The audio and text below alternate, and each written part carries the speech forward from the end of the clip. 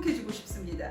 하늘의 신령한 축복으로, 그리고 또 땅의 기름진 소산으로 여러분들은 복을 받기에 합당하신 분이기 때문에 이 시간 저는 기도하면서 이 자리에 섰는데 여러분들을 마음껏 축복하고 싶은 마음이 있습니다.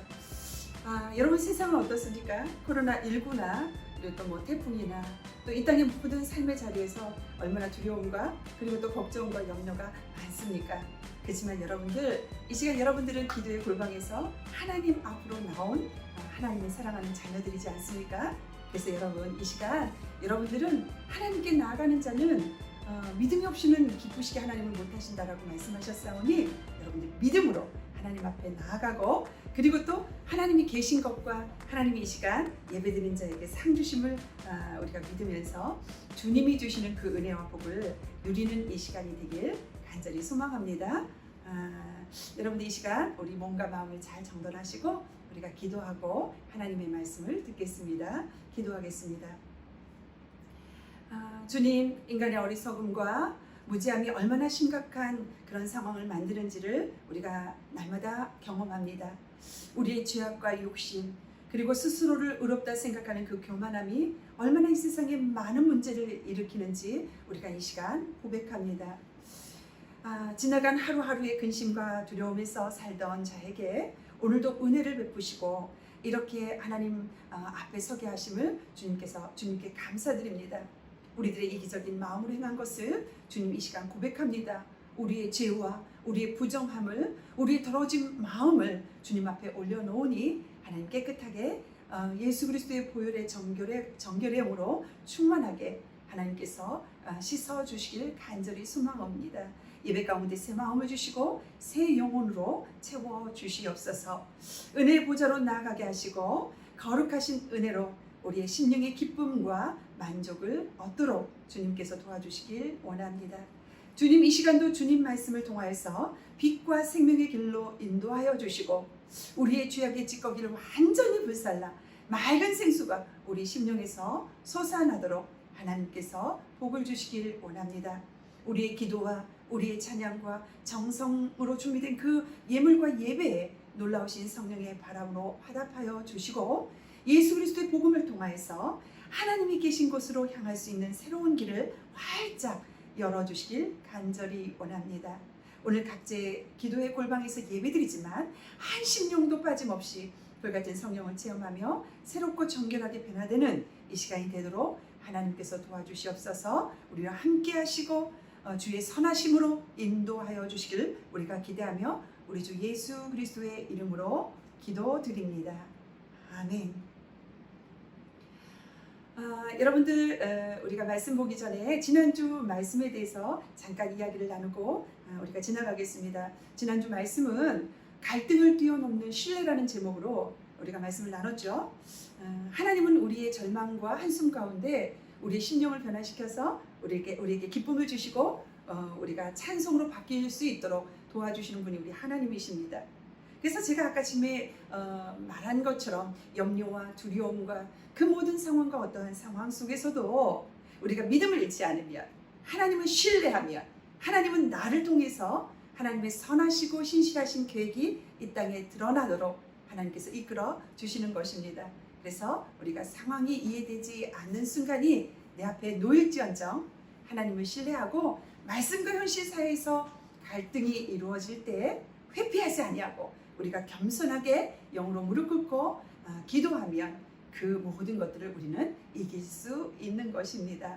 여러분, 그 말씀대로 한 주간도 넉넉히 사셨죠? 우리가 말씀을 받으면 삶에 적용해서 그 말씀이 열매를 맺을 수 있도록 우리가 서로 노력합시다. 자, 화이팅! 오늘 본문 말씀은 예레미야 34장 8절에서 22절까지의 말씀입니다. 우리 다 같이 예레미야 34장 8절에서 22절 말씀, 이 말씀은 불순종한 자들의 최후에 대해서 엄중한 심판이 임하는 것을 우리에게 경고하고 있는 말씀의 내용입니다. 우리 다 같이 말씀을 읽겠습니다. 시드기야 왕이 예루살렘에 있는 모든 백성과 한 가지로 하나님 앞에서 계약을 맺고 자유를 선포한 후에 여호와께로부터 말씀이 예레미야에게 임하니라. 그 계약은 사람마다 각기 히브리 남녀 노비를 놓아 자유롭게 하고 그의 동족 유다인을 종으로 삼지 못하게 한 것이라. 이 계약에 가담한 고관들과 모든 백성이 각기 노비를 자유롭게 하고 다시는 종을 삼지 말라 함을 듣고 순복하여 놓았더니 후에 그들이 뜻이 변하여 자유를 주었던 노비를 끌어다가 복종시켜 다시 노비로 삼았더라. 그러므로 여호와의 말씀이 여호와께로부터 예레미야에게 임하니라. 이르시되 이스라엘 하나님 여호와께서 이와 같이 말씀하시니라. 내가 너희 손주를 애굽 땅 종의 집에서 인도하여 낼 때에 그들과 언약을 맺으며 이르기를 너희 형제 히브리 사람이 내게 팔려왔거든 너희는 7년 되는 해에 그를 놓아줄 것이니라. 그가 6년 동안 너를 섬겼은즉 그를 놓아 자유롭게 할지니라 하였으나 너희 선조가 내게 순종하지 아니하며 귀를 기울이지도 아니하였느니라. 그러나 너희는 이제 돌이켜 내 눈앞에 바른 일을 행하여 각기 이웃에게 자유를 선포하되 내 이름으로 일컬음을 받는 집에서 내 앞에서 계약을 맺었거늘 너희가 돌이켜 내 이름을 더럽히고 각기 너와 그들의 마음대로 자유롭게 하였던 노비를 끌어다가 다시 너희에게 복종시켜 너희의 노비로 삼았도다. 그러므로 여호와께서 이와 같이 말씀하시니라. 너희가 나에게 순종하지 아니하고 각기 형제와 이웃에게 자유를 선포한 것을 실행하지 아니하였은즉 내가 너희를 대적하여 칼과 전염병과 기근에게 자유를 주리라. 여호와의 말씀이니라. 내가 너희를 세계 여러 나라 가운데에 흩어지게 할 것이며 송아지를 둘로 쪼개고 그 두 조각 사이로 지나매 내 앞에 언약을 맺었으나 그 말을 실행하지 아니하여 내 계약을 어긴 그들을 곧 송아지 두 조각 사이로 지난 유다 고관들과 예루살렘 고관들과 내 시들과 제사장들과 이 땅 모든 백성을 내가 그들의 원수의 손과 그들의 생명을 찾는 자의 손에 넘기리니 그들의 시체가 공중의 새와 땅의 짐승의 먹이가 될 것이며 또 내가 유다의 시드기야 왕과 그의 고관들을 그의 원수의 손과 그의 생명을 찾는 자의 손과 너희에게서 떠나간 바벨론 왕의 군대의 손에 넘기리라. 여호와의 말씀이니라. 보라, 내가 그들에게 명령하여 이 성읍에 다시 오게 하리니 그들이 이 성을 쳐서 빼앗아 불살을 것이라. 내가 유다의 성읍들을 주민이 없어 처참한 황무지가 되게 하리라. 여러분, 예배는 형식이 아니라 우리의 삶입니다. 우리가 공부한다는 것은 책상에 앉아 있는 것을 의미하지 않죠. 마찬가지로 우리가 말씀을 묵상한다는 것은 그 말씀을 읽는 것에 국한하지 않는다라는 거예요. 그 말씀이 나의 삶이 되는 것이에요. 그래서 그 말씀을 묵상하는 것은 나의 삶에서 녹아내어서 경험하게 하고 누리게 하고 흘러보내게 하는 것이 하나님의 말씀을 묵상하는 것입니다. 여러분, 예배가 생명이라고 제가 말씀드렸습니다. 그래서 예배는요, 참석의 의미가 있는 것이 아니라 내 가슴을 치고 애통하고 자복하고 회개하면서 나의 시선을 주님의 그 시선에 고정시키면서 우리가 나아가야 되는 것입니다. 물론 이 모든 것들이 한 번에 되어지는 것은 아닙니다. 한 번의 운동으로 우리가 건강해지지 않는 듯이 우리가 매일매일 운동을 해야 되는 듯이 변화가 있는지 없는지 지금 당장 우리가 알지 못하지만 최선을 다해서 운동을 해야 된다는 거죠. 여러분들, 우리 회장도 여러분들이 아시다시피 버피라는 운동을 그렇게 열심히 한다고 그럽니다. 이 버피라는 운동을 한 30분 하고 나면 정말 죽을 것 같다라고 하는데도 불구하고 1시간씩 매일마다 꾸준히 한다라는 거죠. 왜 합니까? 죽을 것 같으니까 한다라는 거예요. 살기 위해서 한다라는 거죠. 이렇게 꾸준히 반복적인 학습이, 훈련이 우리 안에 필요하다라는 거죠. 여러분들이 예배의 자리에 오면요, 말씀을 들으려고 애를 써야 되는 것입니다. 그리고 그 말씀이 밝게 보이시는 영혼의 눈과 귀로 깨달아지면 우리가 셀에 참여하여서 진지하게 그 말씀을 나누어야 돼요. 이 형제는 이 말씀 가운데 무엇을 깨달았는지, 그리고 어떻게 삶을 적용하는지 우리가 서로 디스커션 하면서 그 말씀을 진지하게 나눠야 된다는 거죠. 그 방법이 옳든 그르든 간에 우리가 최선을 다해서 그 말씀을 우리 삶 가운데 녹아내리는 게 바로 예배라고 볼 수 있습니다. 여러분, 한 주에 한 번 교회에 오는 것으로 그 예배가 끝나는 것이 아닌 것입니다. 그거는 형식적인 그런 예배의 습관이라고 볼 수 있습니다. 그 형식주의가 되면 우리 신앙에 커다란 문제가 발생하게 되는 것입니다. 이렇게 정작 형식만 있을 뿐인데 그 사람은 본인은 내용이 있는 줄 안다라는 거예요. 본인의 신앙에 그런 착각 속에 빠지는 것이 사탄의 가장 큰 전략인데도 불구하고 그런 이들에게는 말씀이 심어지지 않는 것입니다. 나는 그 말씀을 다 알고 있어. 나 예배 드렸잖아. 한 주에 한 번 이렇게 교회 왔잖아. 이렇게 여기는 사람에게 무언가를 알려주는 것이 가장 힘든 일이 아닐까 생각이 듭니다. 권면하면서 퀴트하세요. 수요일날 오세요. 새벽 예배 참석하세요. 그리고 또 우리가 이렇게 단톡에 나누고 있는 모든 사역들을 같이 공유하세요. 이렇게 얘기한다 그래도 자기가 그 착각 속에 빠져있는 그 사람들은 무엇인가를 깨닫게 하기에 굉장히 힘든다라는 거죠. 그래서 하나님은 형식주의 신앙을 굉장히 싫어합니다. 이 형식적인 신앙생활이 또 어떤 게 있냐면 시작만 하다가 끝내는 것들, 이런 것들이 있죠. 이런 것들도 하나님이 굉장히 싫어하십니다. 그래서 매일 시작만 해요. 우리가 성부영신 예배 때 어떻습니까? 나는 성경 일독할 거야. 나는 성경 필사할 거야. 나는 작전 기도할 거야. 나는 매일마다 큐티를 시작할 거야. 이렇게 하면서 시작만 하지 끝이 없잖아요. 여러분들은 어떻습니까? 여러분들 삶 속에서 그렇게 지금 진행해서 9월달을 지나고 있습니까? 물론 열심히 지금 그것을 계속 하는 우리 형제들도 자매들도 있을 것입니다. 사랑하는 여러분, 신앙은 형식이 아니에요. 신앙은 삶인 것이에요. 예배는 삶인 것입니다. 신앙은 끝까지 살아내는 그런 끈기가 바로 신앙인 것입니다. 이 신앙이라는 것, 예배라는 것은 위대하고 멋진 그런 표어가 아니라 우리의 작은 실천 하나하나가 신앙의 척도가 되는 것이라고 볼 수 있는 것입니다. 여러분도 주님 앞에 어떤 결정을 하셨습니까? 그럼 끝까지 하는 거예요.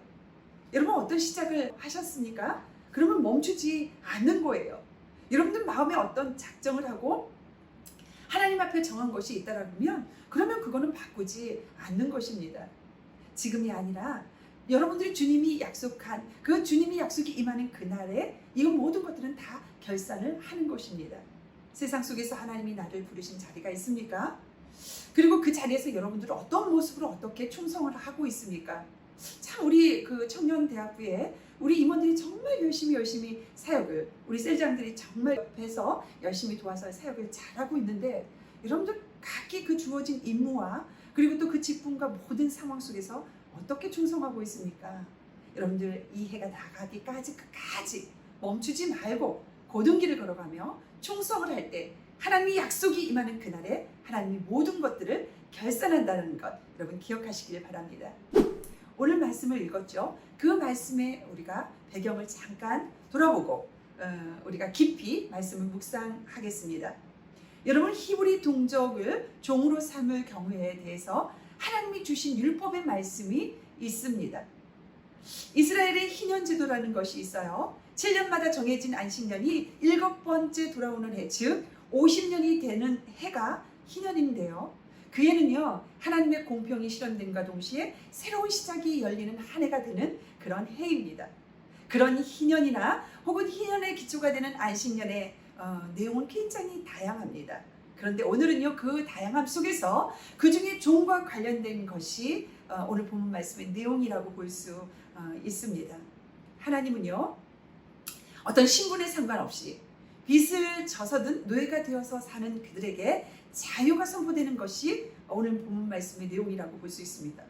어떤 경우로든 7년째가 되는 해에는요 자유인이 될 자유가 종에게 주어집니다. 그때 주인은 모든 것을 다 이렇게 탕감해 주어야 되는 그런 율법이라고 볼 수 있습니다. 그리고 그 증표를요 모든 사람 앞에서 성전에서 선포해야 되는 거죠. 마치는요 우리가 이 시대를 살아가면서 용서하는 그 용서의 개념과 같다라고 볼 수 있습니다. 여러분 어떻습니까? 나를 힘들게 했던 그리고 또 나를 어렵게 했던 그 누군가를 용서하기 위해서는 우리 자신의 대가를 꼭 지불해야 되는 것입니다. 지불해야 될 그 대가가 어떤 경제적인 것일 수 있어요. 예, 물질일 수 있습니다. 그리고 내 감정적인 부분도 있어요. 많이 상하고 힘들고 어려운 가운데 그것을 승화시키는 것은 어떤 대가를 지불해야 된다는 거죠. 그리고 자신의 몫을 감당해야 될 그런 모든 것들이 용서가 되어야 된다는 거죠. 여러분은 종을 풀어주는 일도 마찬가지라고 볼 수 있습니다. 자신의 권리를 내려놓아야 누군가를 해방시킬 수 있는 것입니다. 하나님이 동족 노비를 7년째 되는 그 해에 자유롭게 하라고 명령하신 이유는요, 공동체 유지를 위해서 꼭 필요한 조치이기 때문에 하나님은 말씀으로 지금 그 율법을 명하고 있는 것입니다. 그래서 동족이 동족을 노비로 삼는 것은 그 이스라엘 공동체의 연합에 굉장히 치명적인 위해가 된다라고 생각하셨기 때문에 하나님은 그 율법을 명하신 것이에요. 그러나 오늘 말씀 속에 보니까 실상 이스라엘 백성들은요, 그 동족을 노비 삼은 지 7년이 지나도 그들을 절대로 풀어주지 않았다라는 거예요. 그러다가 나라가 망할 위기에 처하자 시드기야 왕과 예루살렘 거민들은요, 히브리 노비 해방을 서둘러 선언하는 것을 우리가 말씀 속에서 읽었습니다. 여러분, 이는요, 바벨론 군대가 포위당한 위기 상황 속에서 하나님의 자비와 하나님의 공율하심을 기대하는 그런 마음에서 하는 행동이라고 우리가 알 수 있습니다. 여러분, 그러나 다급한 문제가 해결되자 이 백성들은 마음이 편하기 시작합니다. 그 자유를 주었던 그들을 다시 끌어오는 거예요. 그리고 그 끌어다가 다시 종으로 삼는 일을 범했다라는 거예요. 하나님은요, 이 같은 계약 파기를 그분의 이름을 더럽힌 그런 행위라고 16절에 단호하게 말씀하시면서 심판하시는 것을 우리가 볼 수 있습니다. 그들의 마음에는요, 전심으로 율법을 지키고자 하는 그 마음이 없었던 거예요. 자, 그러면 여러분, 우리 오늘 본문 말씀 8절에서 11절까지 더 깊이 말씀을 나누는 시간을 갖겠습니다. 시드기야 왕과 예루살렘 모든 백성은요, 노비들을 해방시키는 계약을 맺었습니다. 하나님은 율법을 통해서 가난하거나 빚으로 불가피하게 노비가 된 자라 할지라도 노비가 된 지 7년째 되는 때에는 그를 놓아주어 자유를 주라고 명령하시고 계신 것입니다. 하나님의 눈은요, 항상 소외된 자, 열악한 자, 연약한 자, 죄인 이런 자들에게 향하고 있는 것을 우리가 볼 수 있습니다. 하지만 유대 백성은요, 7년이 지나도록 동족을 해방시키지 않고 계속 노비로 삼고 있는 것을 우리가 알 수 있죠. 그러다가 바벨론 군대에 의해서 예루살렘 성읍이 포위되자 이 위기가 하나님의 법을 제대로 지키지 않은 데서 비롯되었음을 깨닫고 악한 행위에서 돌이키게 됩니다. 그들은 여호와의 성전 앞에서 엄숙하게 맹세하고 동족 노비를 풀어줍니다. 그런데 하지만 얼마 되지 않아서 마음이 변화되기 시작해요. 그들은 다시 노비를 삼습니다. 오늘 본문에서 사용한 뜻이 있는 변하였다라는 말의 어원은 되돌아가라는 의미의 말이라고 볼 수 있습니다. 여러분들, 바벨론 왕인 느부갓네살이 애국 군대와 맞서기 위해서 그 예루살렘에 포위하고 있던 모든 군대를 철수를 시킵니다. 유다 백성은요, 이 위기에서 벗어났다고 생각해서 하나님과의 맹세를 저버리고 다시 이전 모습으로 돌아간 것입니다. 여러분, 이 행동을 보고 여러분 느끼시는 것이 있습니까? 여러분들은 하나님 말씀이 마음에 찌를 때 여러분들 어떻게 반응하십니까? 이 이스라엘 백성처럼 이렇게 행동하십니까? 회개하고 나서 다시 죄로 자리로 돌아가지 않으려면 그러면 우리가 어떻게 행동을 해야 될지 우리가 한번 나눠보길 간절히 소망합니다.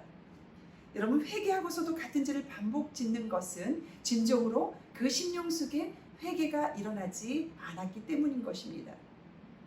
유다 백성이 하나님과 언약을 깨뜨린 이유는요, 첫 번째, 마음으로부터 회개가 없었기 때문입니다. 시드기야 왕과 예루살렘 거민이 동족 노비를 해방시키기로 한 것은요, 예루살렘을 포위하고 있는 그 멸망의 위기에서 인한 절박한 모습이라고 볼 수 있습니다. 그들은 내면에 깊은 각성이 없었어요. 여러분, 이런 회개는요, 위기가 사라지면 다시 본래 자리로 돌아가게 되어 있습니다. 여러분들도 어떻습니까? 고착화된, 습관화된 그런 죄성은 있지 않습니까? 우리가 간단하게 자주 거짓말하는 것, 그리고 남의 물건을 탐하는 것, 우리가 크리스찬 청년인데도 불구하고 마약이나 술을 하는 것, 그리고 또 여러 가지 우리가 이 땅의 삶의 자리에서 우리의 삶 가운데서 습관적으로 지어지는 모든 죄성 가운데 하나님의 경고의 메시지 가운데 회개한 다음에 다시 본래의 자리로 돌아가는 그런 죄를 범하고 있지 않습니까? 그것은요, 마음으로부터 깊은 회개가 없기 때문에 그런 거예요. 통회하고 자복하고 애통하는 그 마음이 없기 때문이라고 볼 수 있습니다. 두 번째로는요, 그들은 대가지불을 원하지 않았기 때문에 다시 제자리로 돌아갔던 것입니다. 여러분, 진정한 회개는요, 대가 지불이 동반되는 거예요. 노비를 자유롭게 하는 것은 필연적으로 경제적인 대가를 치러야 하는 것입니다. 왜냐하면 내가 돈 주고 그 노비를 샀기 때문에 그 돈을 포기해서 그 노예를 해방시키는 거니까 경제적인 대가를 꼭 치러야 된다는 거지요. 하지만 백성은 머리로는 회개했어요. 하나님 살려주세요. 이렇게 회개했지만 현실에서는 감당해야 될 그 재산상의 그 손해는 각오하지 않았던 것입니다. 그래서 다시 제자리로 돌아갔던 거예요. 세 번째는요, 회개에 대한 조급함이 앞섰기 때문에 다시 제자리로 돌아갔던 것입니다. 여러분, 회개 후에 회복되는 데는 반드시 시간이 필요합니다. 하지만 유다 백성은요, 바벨론 군대에 의해 공격이 너무 조급해졌고 현실적으로 노비들이 그 노동력이 현실적으로 너무너무 필요해졌습니다. 그래서 하나님과의 그 언약을 깨뜨리고 그들은 다시 그 노비들을 데리고 왔던 것입니다. 회개에는요, 진심 어린 그 마음이 필요한 거예요. 우리가 머리로만 회개하는 것은 회개가 아닌 것입니다. 그리고 그 회개는요, 반드시 그 대가 지불이 필요한 것입니다. 그 대가 지불을 감당할 수 있는 마음이 동반되어야 된다는 거예요. 그리고 회개 후에는 하나님의 사람으로 온전히 세워지도록 회복하는 시간이 필요하고 그것을 잘 우리가 견디는 그런 인내가 우리 안에 필요하다는 것이죠. 그래서 이 죄를 지었을 때 우리가 다시 회복되는 데는 전적인 하나님의 은혜가 있어야 되지만 나도 물론 하나님 앞에 기도하면서 노력이 필요하다는 것입니다. 여러분들 어떻습니까? 우리 11절 말씀 가운데 주님의 음성을 들을 수 있습니까? 각 심령 속에 이 시간 여러분들이 고착화된 죄성 가운데 하나님의 음성을 듣는 여러분이 되기를 간절히 소망합니다. 두 번째로 우리가 17절에서 22절 말씀 가운데 하나님의 약속을 파기한 시드기야 왕과 백성에게 어떤 심판이 선언되었는지 하나님은 말씀하고 있는 것입니다. 시드기야 왕과 예루살렘 백성은요, 노비를 해방시키기로 언약을 체결할 때 그 언약 체결에 따라서 하는 그 번제가 있습니다. 짐승을 둘로 쪼개는 거예요. 그리고 그 사이를 지나면서 맹세를 했을 것입니다. 여러분, 이 절차는요, 맹세를 반드시 어길 경우에는 둘로 쪼개진 희생 제물처럼 자신도 그렇게 죽임을 당할 것을 의미하고 있는 그런 절차라고 볼 수 있는 것입니다. 따라서 이 언약 파기는요, 스스로 언약의 저주 조항을 불러 드리는 것이라고 우리가 이해하면 좋을 것 같습니다. 하나님은 언약을 깨고 동족을 다시 노비로 삼은 유다 백성에게 크게 마음의 진로를 일으키십니다. 여러분, 언약이라는 게 무엇입니까? 쌍방의 성실한 준수가 전제되는데 이 유다 백성들은 먼저 하나님과 맺은 그 언약을 저버렸기 때문에 하나님은 이 유다에 대한 보호의 의무를 버리겠다라고 선언하셨던 것입니다. 그 결과 어떻게 되었습니까? 왕과 백성에게 하나님은 엄중한 심판을 내리셨던 것입니다. 첫 번째로 칼과 연병인 것입니다. 여러분, 칼과 연병, 이것은 전쟁과 재앙을 의미하는 것입니다. 우리가 이 땅의 삶을 살면서 얼마나 죄가 만연합니까? 코로나19도 태풍도 우리가 자연의 창조 질서를 깼기 때문에 하나님께서 주시는 그런 사인이라고 우리가 알아야 된다는 거죠. 두 번째로는 세계 열방 중에 흩어지게 하셨다, 이렇게 말씀하고 있습니다. 백성은요, 바벨론의 포로로 붙잡혀 갈 것이라는 그런 예언의 말씀이라고 볼 수 있습니다. 세 번째로 생명이 원수의 손에 붙습니다. 여러분, 결국 시드기야 왕과 백성은요, 바벨론에 붙잡히거나 죽임을 당하는 그 역사적인 사건을 우리가 엄중히 보고 볼 수 있습니다. 네 번째로 시체가 공중의 새와 땅의 짐승의 먹이가 된다라고 말씀하십니다. 시체가 제대로 매장되지 못할 정도로 비참한 불행한 그 모습을 맞이하게 되는 것을 말씀하고 있는 것입니다. 하나님의 징계를 경험한 적이 있습니까? 여러분들 그때 무엇을 깨닫고 어떻게 행동을 하셨습니까? 저는 어려서부터 하나님께서 부르신 그 디바인 콜링, 주의 종으로 부르신 그 사인이 있었습니다. 하지만 저는 주의 종이 되는 게 너무너무 싫었었어요. 그래서 하나님은 그 주의 종의 부르심에 거부하고 반항하는 저의 삶을 돌이키기 위해서 굉장히 많은 고난과 그리고 또 어려움을 허락하셨습니다. 그 가운데 제가 손을 들고 주의 종으로서 길을 걸어갈 때 하나님은 이전보다 내가 경험할 수 없는 행복과 경험할 수 없는 기쁨과 경험할 수 없는 열매를 허락하셔서 제가 지금 이 자리에 서 있는 것입니다. 여러분은 어떻습니까?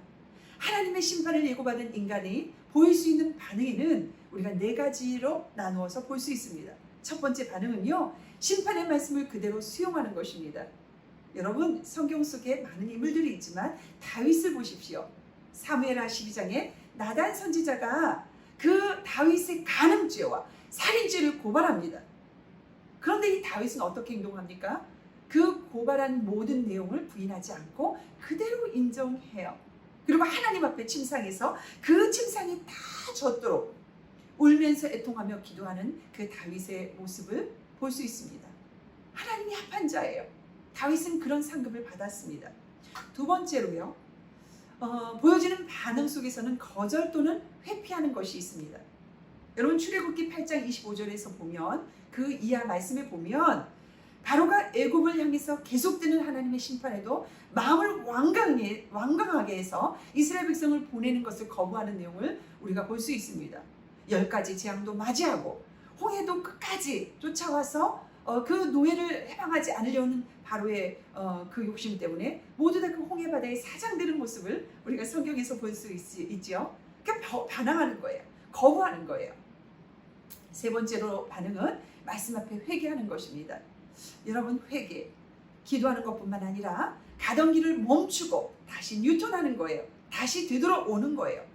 이 회개는 적극적인 믿음의 태도입니다. 우리는 날마다 회개해야 돼요. 우리가 생각하고 마음으로 그리고 또 행함으로 지은 모든 죄를 우리가 날마다 회개하면서 예수의 정결의 영으로 충만해야 된다는 거죠.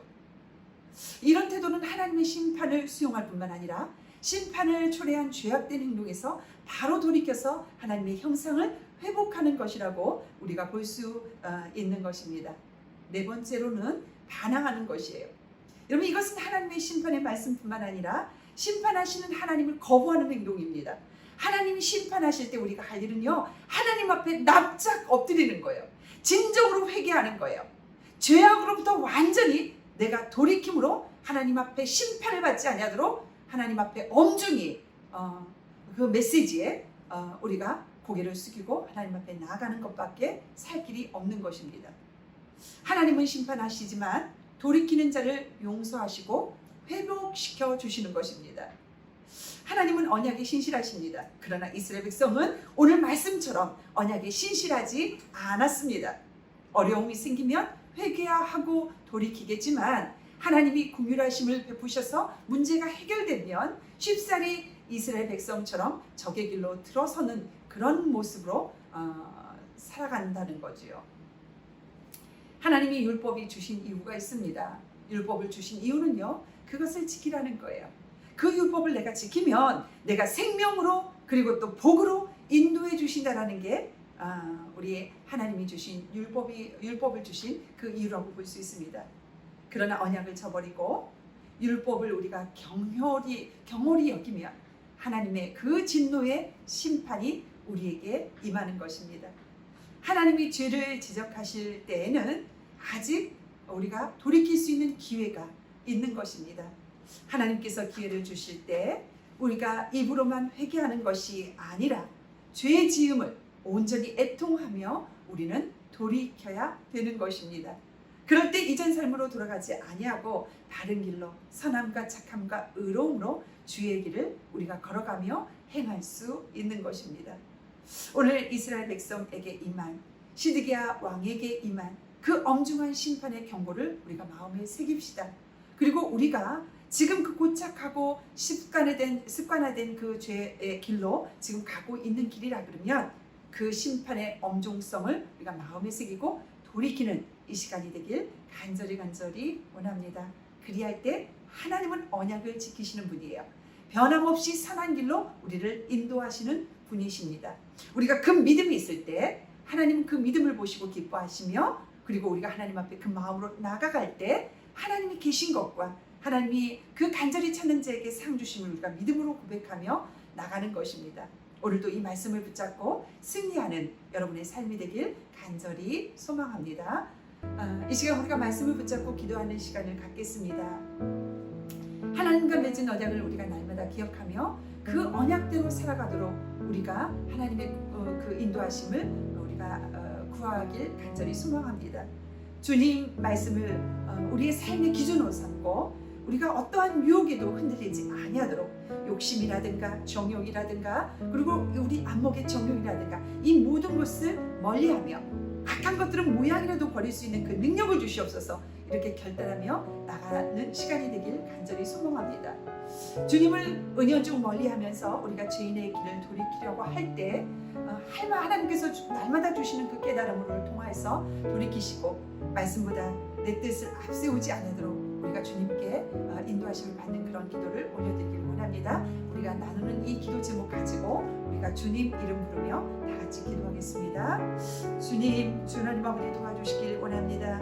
우리의 어리석음과 우리의 무지함과 이 모든 죄성과 욕심과 그리고 또 그 교만함과 이 모든 것들을 통해서 우리가 주인의 길에 섰습니다. 주여 하나님 아버지 우리 죄를 용서하여 주시길 원합니다. 예수의 정결의 영으로 충만하고 성결과 거룩의 영으로 충만하도록 하나님 우리를 이끌어 주시길 원합니다. 머리로만 회개하는 게 아니라 아버지 하나님 내 가슴을 치며 애통하며 자복하며 회개하며 진정 어린 마음으로 주님께 나가는 귀한 신령이 되도록 하나님께서 도와주시길 원합니다. 주의 볼로 정결하게 씻어주시고 하나님 이 시간 새 마음과 새 영혼으로 우리를 채워주시길 간절히 소망합니다. 하나님은 언약의 하나님이십니다. 이렇게 통에 잠아갖고 애통하는 이 우리들에게 하나님께서 새 일을 행하시고 언약의 말씀이 성취되어 하나님의 자녀의 권세를 누리며 하나님 영광의 길을 걸어가는데 부족함이 없는 우리의 삶이 되도록 하나님께서 도와주시길 간절히 원합니다. 하나님이 준비한 그 신령한 것으로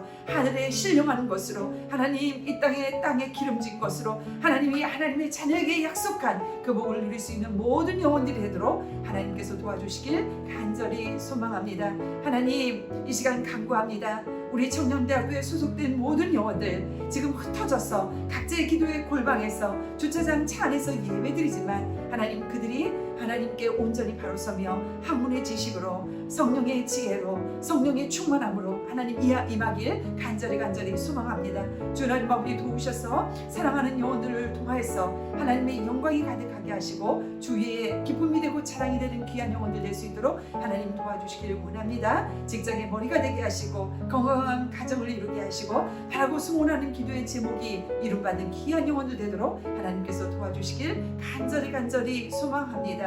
남모르게 눈물을 흘리며 기도하는 제목까지 하나님 육신의 질병까지 하나님께서 이 시간 다 치료하여 주시고 회복시켜 주시고 누리고 경험하고 나눌 수 있는 귀한 영혼들 되도록 하나님께서 도와주시길 간절히 원합니다. 하나님 이 시간 하나님의 사랑만 의지하여 오직 몸과 마음과 예물을 올려드린 귀한 손길을 하나님께서 기뻐 받아주시길 간절히 원합니다. 주종 예물을 정성들에게 드린 그 손길 위에 11조 예물의 기도를 담아드린 그 손길 위에 감사 예물의 감사를 담아드리고 그리고 또 평강의 기원과 그리고 또 영광의 소원과 복음의 순종을 담아서 하나님께 드린 귀한 예물을 하나님께서 기뻐 받아주시길 간절히 원합니다. 이 예물이 오병이어의 기적을 낳게 하나님께서 역사하시고 땅에 떨어져 100배의 열매를 맺어 죽어가는 영혼들을 살릴 수 있는 귀한 예물이 되도록 하나님께서 도와주시길 간절히 원합니다. 하나님이여 이 예물이 하나님 보좌에 상달될 때 저들의 소원을 이루어 주시옵소서.